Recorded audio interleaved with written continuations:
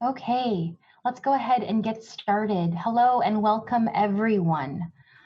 My name is Pauline de Guzman, Manager of International Student Services at ISPO, and I hope you're all doing well and in good health. Tricia, let's go ahead and get started with our slides here.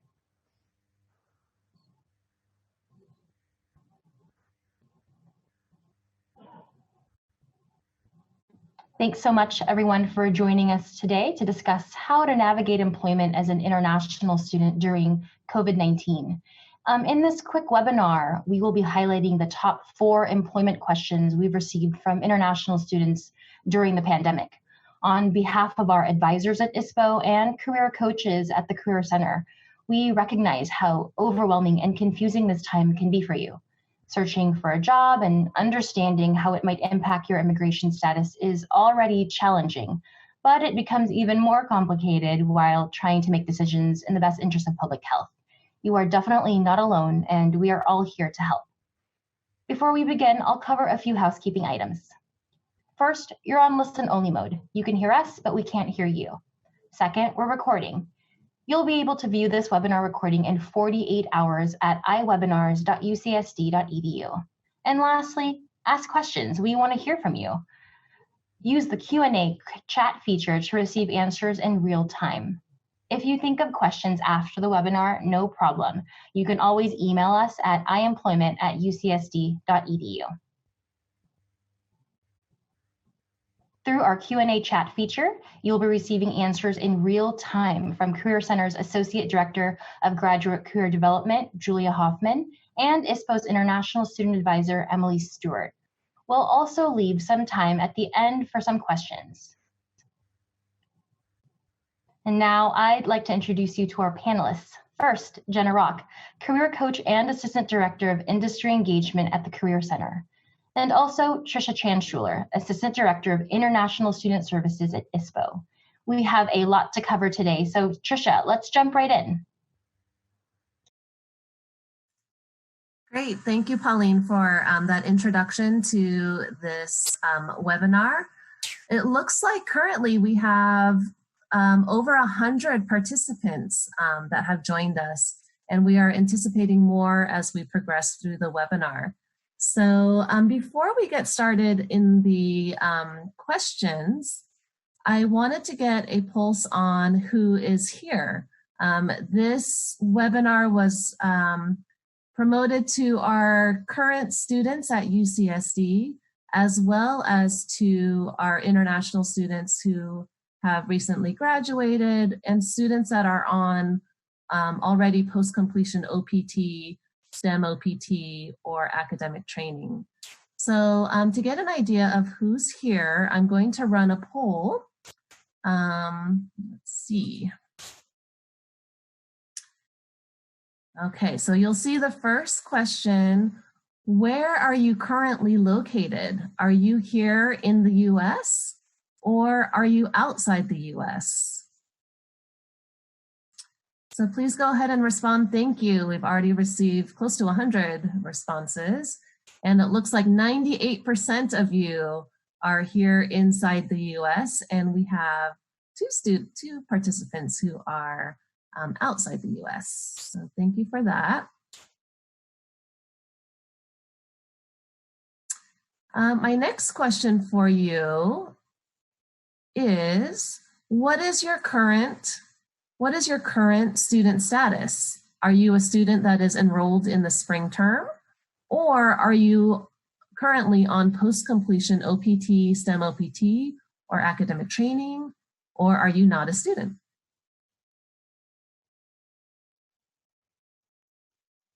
Okay, and it looks like we have about 60% of you that are currently enrolled, close to 30% of you who are on post-completion employment authorization, and about 15% of you who are currently not a student, or were not a student.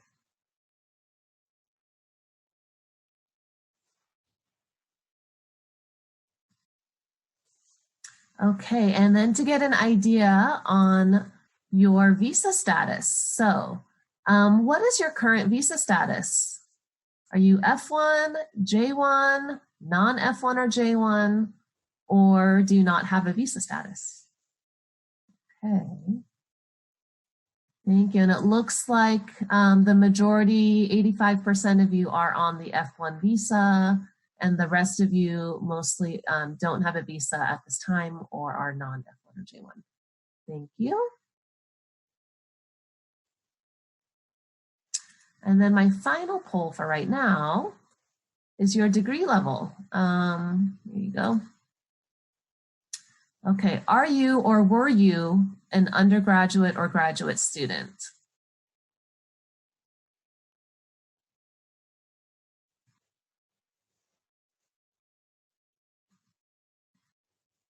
Or have you already graduated? Okay, so this is good to know. It looks like about half of you are graduate students. About a quarter of you have already graduated from UCSD. And about 15% here are undergrad. And we have about 10 participants who may be faculty or staff who are not students. Okay, thank you so much for answering those poll questions.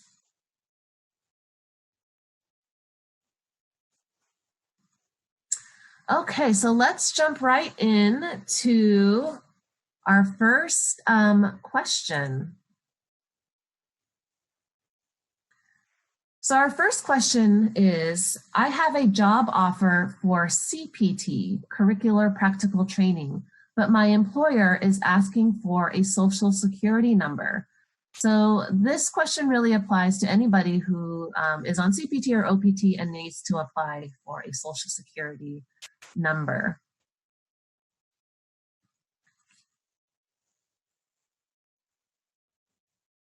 Since the Social Security Administration is closed, can I start working? How should I explain this to my employer?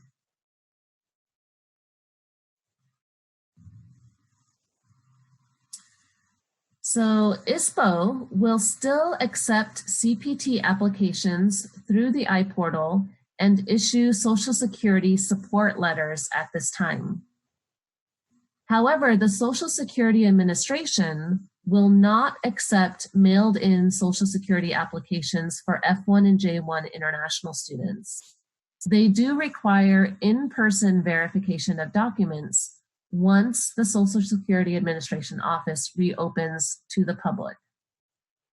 The Social Security Administration recommends that international students wait to apply for their new Social Security number once they open for in-person visits. Please continue to monitor the Social Security Administration website as well as ISPO's coronavirus website for updates.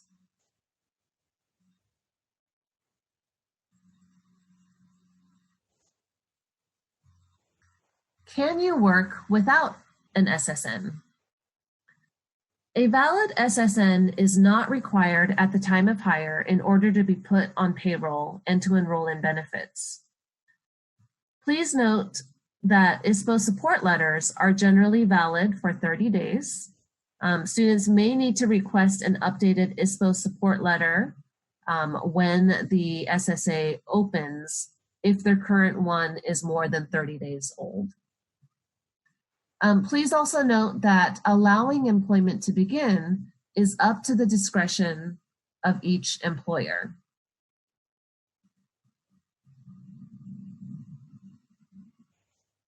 Jenna, do you have any tips for students? Hi, everyone. This is Jenna Rock speaking from the intro. Yes, Tricia, I do have a couple of points on the career coaching side that I think are really important to cover that will help complement some of the pieces that you mentioned here, and mainly focusing on the specific employer or specific company. Making sure that you are aware if they have any specific accommodations.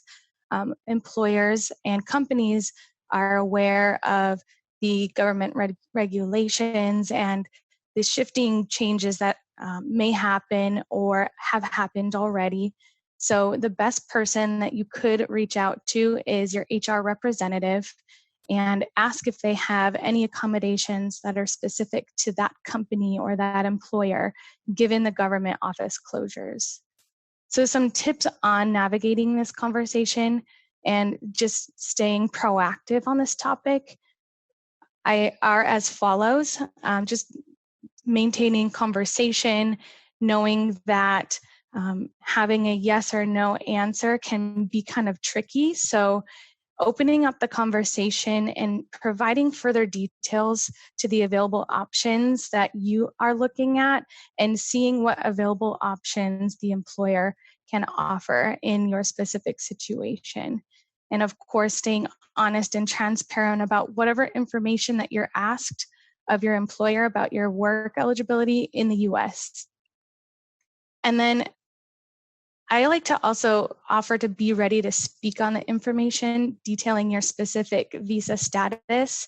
If there's any follow-up questions, they may be directing them to you first so that that back and forth conversation can stay open. And another way is just to do your research in advance, know the policy and history of the employer if you can. This may help you to become informed if an employer has the ability to offer additional resources, including scholarships or otherwise. And if I could put this next point at the top of my list for you, it's know the value that you bring to your employer. Know that your academic training and the experiences that you've had as you transition into the workplace are the driving force and driving factor for them choosing you as their next new hire. So reiterating, having those conversations and how you can approach what each employer and what each company may have as accommodations that they may be able to offer given government closures. These are some great ways that you can start those conversations and keep these things in mind in order to keep that communication open, which is my next point. Staying open in communication with your supervisor, with your HR representative about what it is that they need, what it is that you need. And we, just like they are shifting through and pivoting through these changes as we all continue to move through these uncertain times, unprecedented times, they're shaping and shifting their next steps and their business moves based off of you being put on as a new hire.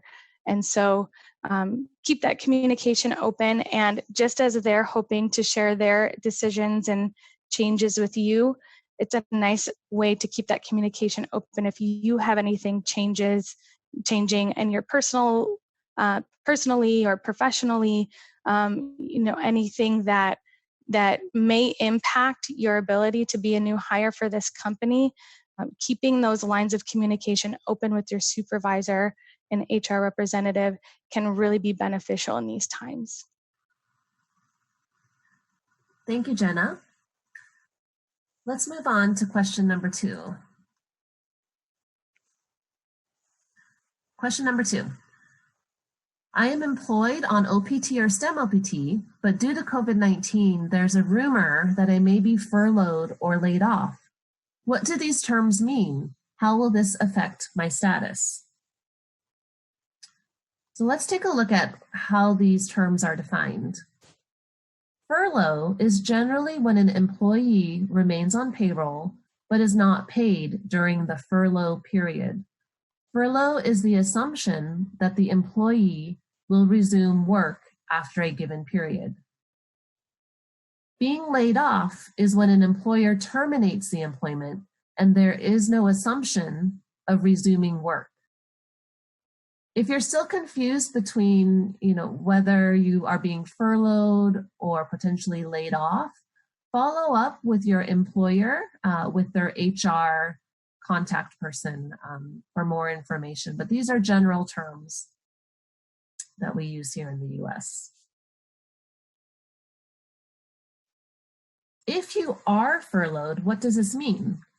If you are furloughed, you should maintain your employment information in the SEVP portal as is. Students should retain any documentation from their employer explaining furlough, benefits, and planned resumption of work. This period does not count towards your unemployment days. So remember, for those of you who are on OPT, that you have a maximum of up to 90 days of cumulative unemployment. Those of you who are on STEM OPT can have a cumulative up to 150 days total of unemployment.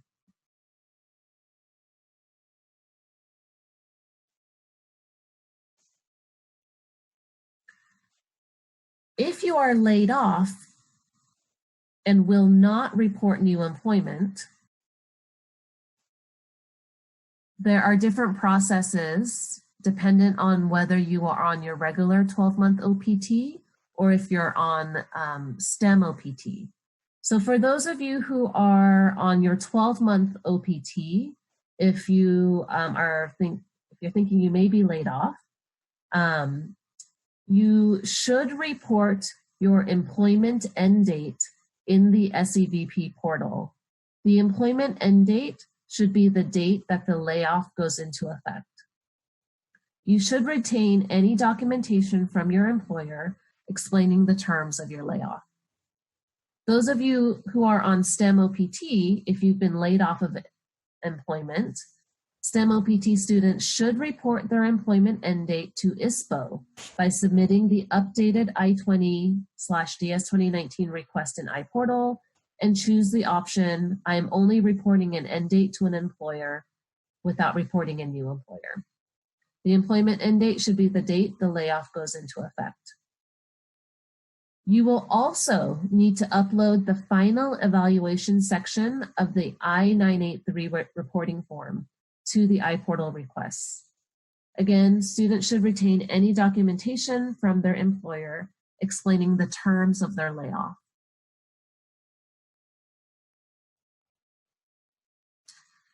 Jenna, can you speak to the current employment trends in the US?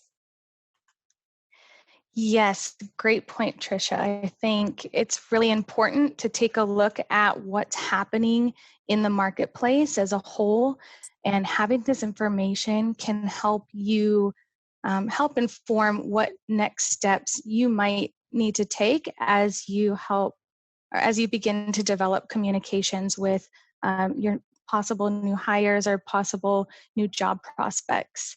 So if you take a look, I've taken a screenshot from the Bureau of Labor Statistics. They report monthly on unemployment rates. And as you can see here, we have about the last 11 years by month, the unemployment rates. And while these numbers really share a telling story based off of what the US was going through in these times, it is also important to acknowledge this as your future prospective employers, prospective job openings, positions may be feeling this, full force in these moments. And just to take a look at this screenshot tells the story of back in 2009 was the last time that the U.S. unemployment numbers has been in a double-digit experience or area. So now that we're reporting out in a double digits for the first time since 2009, businesses are making huge moves, huge decisions, very it may feel like last-minute decisions in order to move and lean in towards the trends of what's happening as it relates to unemployment in the U.S. Another thing I'd like to point out with this information is in 2020, you can see the shift from 1 month in the month of March to another month in the month of April, where there's almost a 10%, more than a 10% increase of unemployment rates. And if you take a look at any other part of the last 11 years of this report, this has never happened in the way that these numbers have been reported out. So as we can imagine, just taking a look at the trends, the shifting trends of the marketplace in the US in these times, we can imagine what companies are going through, what US companies are going through. I mean, we could really look at these numbers worldwide and possibly see similar trends for recent numbers. So keeping that knowledge and allowing it to inform your conversations, allowing it to inform any decisions that you make, and staying current with what is happening in the marketplace is actually a nice strategic way that you can set yourself apart in the way that you communicate. Instead of asking an employer what jobs are out there, what positions are open, it may be more of a first touch point to say, I understand that these times are challenging for businesses like yours. I can imagine that you would be needing help in the marketing aspect.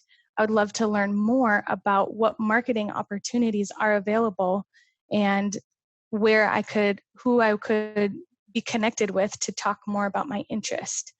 So two very different approaches, and not to be the bearer of bad news, but it's important to just take a look and see what's happening, knowing that over the last 11 years, these many businesses have not faced these type of difficult decisions for staying afloat in these trying times. And they're looking to succeed. They're looking to remain open. They're looking to continue business as usual. And you're here offering your value and your help in order to be a part of their success. That's a story that companies are excited to hear and excited to learn more about. So hopefully this information can help to explain why Tricia did a great job talking about layoffs and furloughs, why we may be experiencing layoffs and furloughs, and why it's important to know what that means for each individual person who may be going through that. Okay, thank you, Jenna. Let's move on to question number 3. Staying in the US legally. I am in my approved period of OPT or STEM OPT, but cannot find a job at this time. I'm nearing the end of my allotted unemployment days. Again, 90 days for OPT, 150 days for STEM OPT. What are my options to remain in the US legally?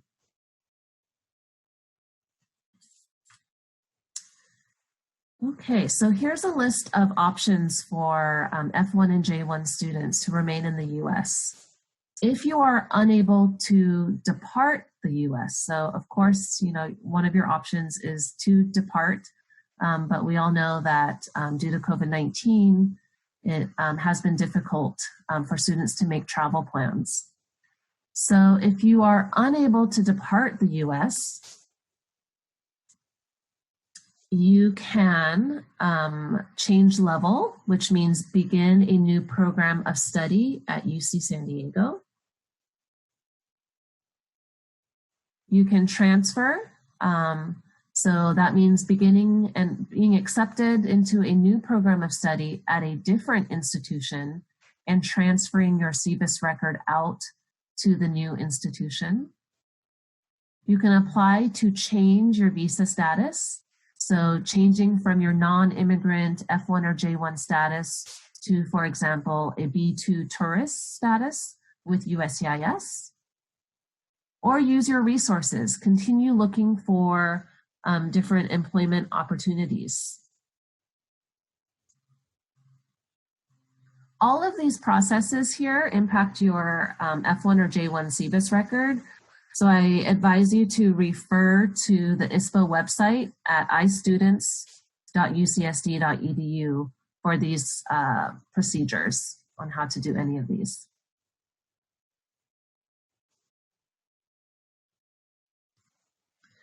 So as I mentioned, look at your additional resources to look for employment. Note that remote work or telework employment is acceptable for OPT, STEM OPT reporting. At this time, pretty recently, actually within the last few weeks, SEVP, the Student and Exchange Visitor Program that governs the F1 and the F1 program, they have informed us that students are able to work less than 20 hours during this period and still be able to report it as employment. So just during this COVID-19 period, again, SEVP is saying that you can report employment even if it is less than 20 hours per week during this period, as long as it's directly related to your major. Do you need to update the SEVP portal? So if you are doing remote work or telework, do you need to update SEVP portal? You do not need to update the employer address with your home address if you are working from home. Keep your employer address listed with your local employer address. Those of you who are on STEM OPT, do you need to update your I-983 STEM reporting form? If you are continuing work with the same company through telework, you do not need to submit an updated I-983. For additional information on how and when to update the SEVP portal and your I-20, please make sure that you refer back to the ISPO website, istudents.ucsd.edu. Okay, so Jenna from Career Center, what tips do you have for those students that are currently looking for employment? Oh, I'm sorry, before I move on to Jenna, there's one more slide here about when you should take action. So if you are nearing the end of your unemployment period or unable to find employment, when do you need to take action? So when do you need to transfer or depart or apply for a change of level? Those of you who are nearing your unemployment deadline, so if you're not in your 60-day grace period, you will need to act before the end of your available unemployment dates. Those of you who are already in your grace period, so you've already finished employment, now you're in your 60-day grace period after completion of OPT or STEM OPT, you must take action before the end of your 60-day grace period. And then finally, Jenna, what tips do you have for those students that are currently looking for employment or just starting their employment search? Absolutely. So Career Services has a lot of different things that I would recommend, but I think specifically I'd like to focus on your ability to access online resources through our Handshake portal. And so I did a nice little screenshot to those who may not be familiar with Handshake. If you log into your Handshake account as a currently enrolled student or an alum within the last year, this is pretty much what it should look like when you log in. And in the upper right-hand corner, there's a couple of features, including the Career Center tab. So when you click the Career Center tab, I'm going to share a shameless plug for anytime you want to meet one-on-one with one of the career coaches, you can access all of the availability from all of our career coaches using the Appointments tab. So I highly recommend, if you'd like to talk more strategies of how to navigate the job search and how you can leverage your experiences to apply it to additional job opportunities that you may be seeking, please reach out to us. We'd love to have that conversation with you in a one-on-one setting. And the other thing that I wanted to share with you is the Resources tab. So just next to the Appointments tab is the Resources tab. there, and if you don't mind clicking over to the next screen for me, Tricia, you'll see, depending if you're an undergraduate or a graduate student or an alum, a recent alum, you'll see various resources available in our resource library. So what I did is I took a screenshot of what a typical undergrad would see, and the two pieces that I'd really like to highlight based off of the topic of this presentation is Big Interview and Going Global. So while Handshake has jobs and events and resources where you can meet one-on-one, we also have outside third-party resources that are only available to you through Handshake. So Big Interview would be a great way for you to practice your interview skills. It's a simulation based off of common interview questions that you may receive. If you're looking for practice for interview questions that is related to your major or your area, your academic area or an industry area, you can go into this resource and it will walk you through what a virtual interview would feel like.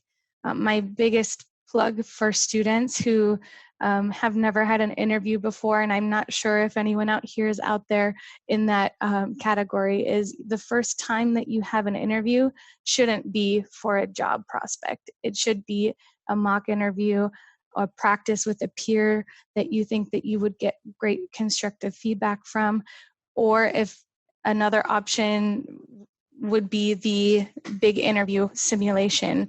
And now is a great time to highlight what Big Interview has to offer, knowing that our employers, when they're in an interview setting, they want to see you face to face. And in these times, it's a little difficult to do that. So having the ability to practice what a virtual interview feels like will help sharpen and polish your presence and put your best professional foot forward. So the other one I wanted to mention is kind of flip-flop. The one right below Big Interview is Going Global, that little green icon that you see there. Going Global allows you to have resources available and information available. As I mentioned previously, it'll be a great tool to help you learn more about a company and what it is that they have done in their hiring trends, for example, for sponsorships or H-1B opportunities. It will also offer job postings, so you can go on Going Global and look for big cities for domestic opportunities. I was just on there this morning and I saw some postings even just today. So we're seeing activity on Going Global and job postings that are living in that realm that may be helpful if you're not seeing something that you like in Handshake, for example. So definitely take a look at that. This is something that is exclusively available to you as a UCSD student. Aside from those resources, of course, I would love to highlight external job search portals. We see students who do look at these resource library items, and they do look at our Handshake job postings. They're not quite seeing what they're looking for. We recommend it because we already know these companies are looking for UCSD students. However, there are many job opportunities and companies looking to hire UCSD students in external job search portals like LinkedIn or Indeed. And I'm sure we could all together come up with a full and complete list. This is not an exhaustive list by any means.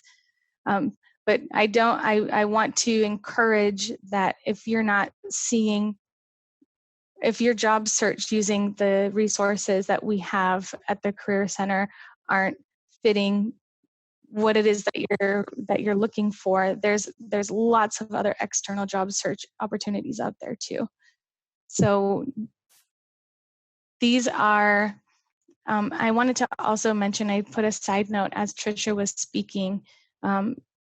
If you're looking for remote positions, you may be able to search through them, but just be mindful of where your your visa status is, and if you have any questions about understanding the work authorization for remote positions, you can always ask ISPO. But I did also want to put that out there that Handshake and Going Global will have remote work opportunities depending on what it is that you're looking for and how you can leverage your specific job search. Just like what Tricia was mentioning, everyone's situation is unique to their own, and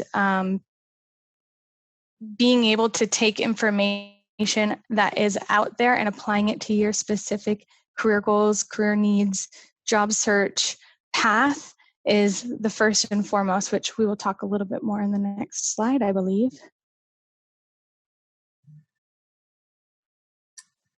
Okay, thank you, Jenna, for those resources with Career Center.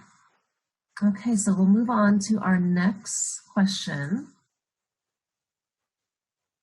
Applying for OPT. So I'm planning to complete all my degree requirements this quarter or maybe this summer. Can I apply for OPT from outside the US and return to the US once approved?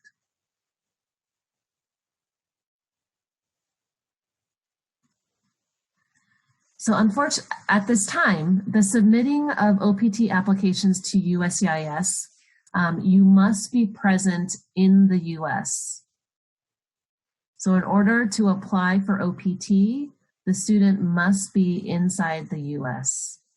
We highly recommend that students not travel outside of the US while the OPT application is pending with USCIS. However, if you must travel while the application is pending, in order to return, you must have your I-797 receipt, which is the receipt notice from USCIS that they'll send you once they've received your application, and or your EAD card, which is your employment authorization document, which USCIS issues to you when your OPT is approved. So you must have the I-797 receipt if your application is pending in order to return to the US, or you must have your approved EAD card with you when you return to the US.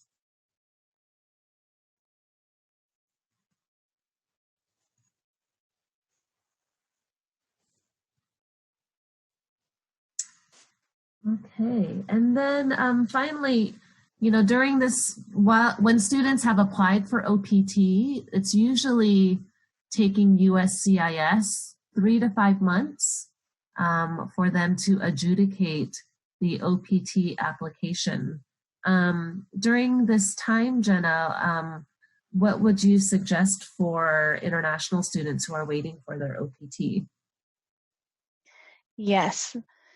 So in these moments where many of us may have been in a situation where we had our eyes on this long-term goal and we had written kind of a path or a story for ourselves to jump using our short-term goals to get to our long-term goal. We understand that this COVID world has maybe rerouted a lot of those short-term goals, and we just at Career Services and our career coach kind of message to students who may be feeling this, or a recent alum who may be feeling this, in the next decisions that you're making for yourselves, is take this time and use it as a point of reflection so that you can just kind of understand that some of these changes will happen, may happen, will very likely happen. I like how our chancellor put it so nicely that no system has been unchanged, no process has been unchanged given these times. And so taking kind of that approach and saying, you know, what can I change to still help me move forward if I don't have this option available to me right now, what are the options that are available to me?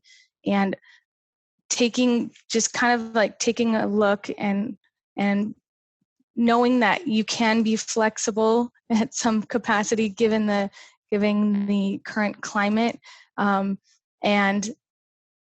being able to look at your personal situation to see what will work for you specifically as it relates to navigating the job search. Maybe navigating the job search while in the US, from outside of the US, looking at those options that are available and understanding what is there for you to be able to work with, and making the decisions from there based off of your specific situation. Knowing your value to a company is super helpful, but knowing your values as a person can really help you make those next steps so that you stay well and healthy and balanced based off of what options are available to you as you continue to move forward to this long-term goal. So this is kind of our touch point of saying, maybe we need to reroute. Maybe the GPS is rerouting us or recalculating us, but we're still going to keep moving forward to that ultimate destination, that ultimate goal of ours. Taking that time for yourselves I highly recommend that. It just kind of helps reshape and reassess where we're at, so that when we make those new steps forward, now we have a better understanding of the resources that we have available and how we can utilize those resources in order to make those next steps happen. I mentioned a few of them in the previous slide that the Career Services is able to offer. A couple of other ones that we definitely recommend is your network. Then your network can be a really powerful tool, and I neglected to mention earlier as one of the resources that is available to you as a recent graduate of UCSD is Triton's Connect. And so Julia has put the Triton's Connect link on the chat. Thank you so much, Julia. And you have access to an exclusive group of people who graduated from UCSD, want to talk to newly graduated folks. They want to talk to you about what's happening in their company. They want to talk to you about job positions that may be opening up, or you can even see job postings on Triton's Connect. So that's another great resource, a built-in tool. You have a built-in network in that way. And if you're looking to build your network, we'd love to chat with you one-on-one about strategies on how you can do that. If you aren't sure where to start, maybe you're thinking, Jenna, I don't have a network. Let's talk one-on-one, and we can help you with ways to start and build that foundation of a network. There's a lot of conversation happening behind the curtains, and with your network, you get to lean in closer with your ear to hear what's happening. And now you're not only hearing what's happening, once you get to a point of tapping into your network, you may be a part of what's happening. Maybe someone taps you on the shoulder and says, hey, I know you've been looking for this type of role. Would you consider this job over here, before it's even posted on LinkedIn? So definitely take this time to know that you are maybe needing to reroute and recalculate, utilize the resources that you have, and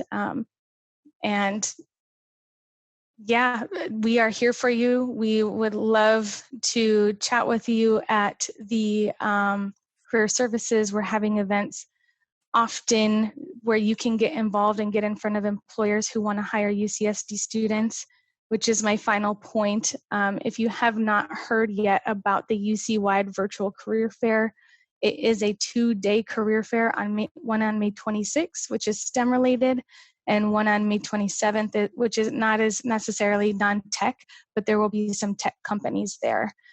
This is the first time that we have ever come together with all 10 UC schools where employers can come and look at the amazing students that we have that they're looking to hire. So I've included a QR code for both days on there. It should pop up some more information about how you can register. So I wanted to share that great resource with you all, and that we've got lots of events happening all this time, so check us out at Career Center. Thanks, Tricia. Great. Thanks, Jenna. And Jenna, do you want to do the poll question regarding the career fair? Yeah, let's take a look. I'd love to learn what this group is, if they've heard about the fair or if they're planning to go. So there should be a poll that pops up on your screen if you wouldn't mind taking a quick answer to it.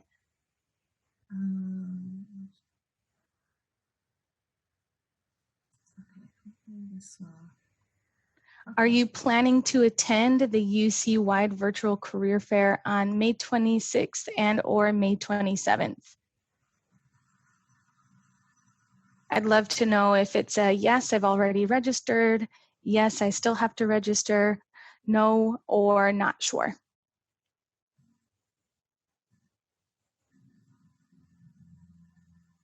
Okay, great. It looks like we have about 30% who said they've already registered, and 40% who are saying that yes, they will register. So the majority are already thinking about registering or already have registered. That's great. Excellent. Thank you all. Thanks. Okay. Thank you, Tricia and Jenna, as well as Julia and Emily, for answering those questions today.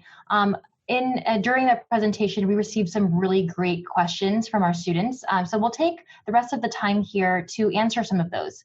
The first question from our students here is for both of you, actually. Can I start working without my EAD card? What should I do if my EAD card arrives later than my requested OPT start date? And if I need to secure a job offer with a certain start date that my employer has in mind, but I'm uncertain about when I'm going to receive my EAD card, what can I do? Am I allowed to start working, and how can I communicate this to my employer? Tricia? Yeah, so I'll start out with just your work eligibility.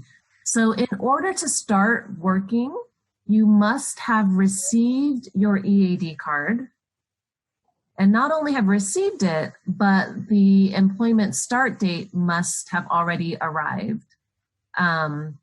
So when you receive your EAD card, the first thing you're going to want to do is look at it, right, and double check the EAD start date and the EAD end date, and make sure that you do not start working until the EAD start date. I think part of that question was, well, what if I requested an OPT start date, but my OPT is still pending and that date has already passed? What happens on the EAD card? What happens is that when USCIS processes and approves the OPT, they will use the date that they approve the OPT as the EAD start date. If your requested OPT start date has already passed, they will then use the date that the OPT is approved. And that's in your benefit so that you don't start accruing days of unemployment from even before you receive the EAD card.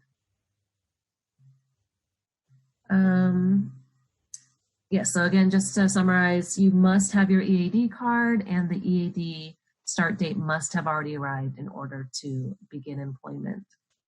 Okay, and then Jenna, do you have tips on how to communicate to the employer if the student is waiting for their EAD card to start employment? I think depending on where the EAD card is and the process of the student applying to it, someone applying to it and receiving that approval will greatly depend on how you communicate or when you communicate to an employer.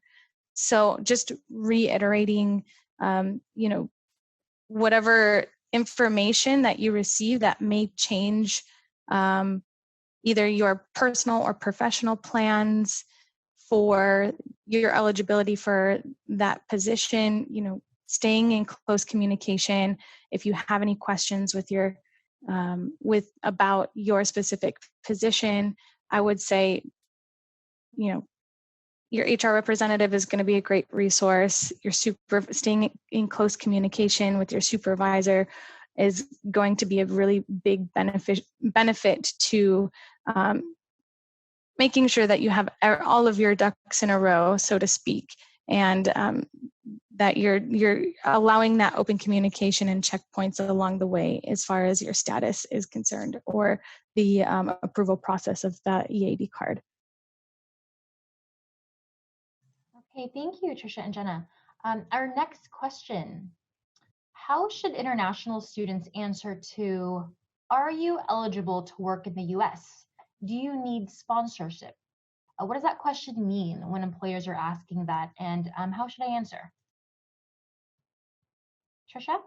Yeah, that's a really good question. So oftentimes when, you know, when students are filling out that online application for a job, there's this question, and sometimes it's, you know, you really have to be careful in reading how it's worded.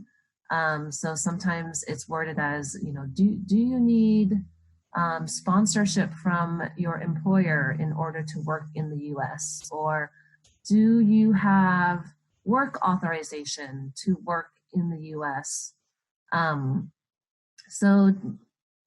sometimes it's, you know, very specific.